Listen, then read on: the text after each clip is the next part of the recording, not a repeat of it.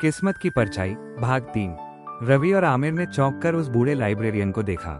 उसकी आंखों में डर और उत्सुकता का अजीब मिश्रण था। आप जानते हैं ये क्या है? रवि ने धीरे से पूछा।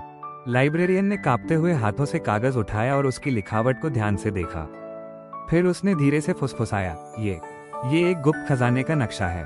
और ये सिर्फ कोई मामूली खजाना नहीं, ये शहर के सबसे पुराने रहस्य से जुड़ा हुआ है। आमिर की आंखें चौड़ी हो गई। खजाना? लाइब्रेरियन ने गहरी सांस ली। सैकड़ों साल पहले एक अमीर व्यापारी ने अपनी पूरी संपत्ति छिपा दी थी, क्योंकि उसे डर था कि अंग्रेज उसे लूट लेंगे। उसने अपनी दौलत को ऐसे जगह पर छुपाया जहां कोई सोच भी नहीं सकता था। रवि की उंगलियां डिब्बे के किनारों पर कस गईं। तो ये नक्शा हमें उस खजाने तक ले जा सकता है?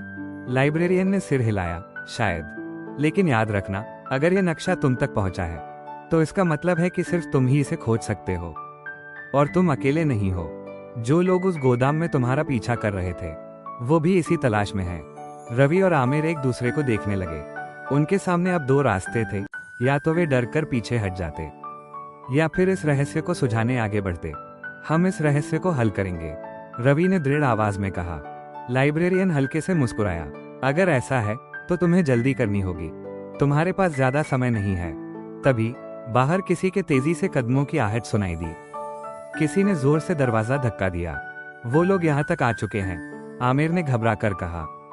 लाइब्रेरियन ने जल्दी से एक किताब खींची और अलमारी के पीछे एक गुप्त दरवाजा खुल गया।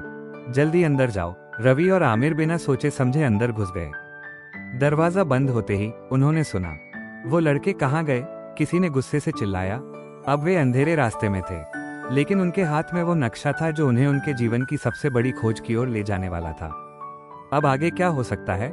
क्या वे खजाने तक पहुंच पाएंगे, या उनके दुश्मन पहले ही वहां पहुंच चुके होंगे? जानने के लिए देखें किस्मत की परछाई भाग 4।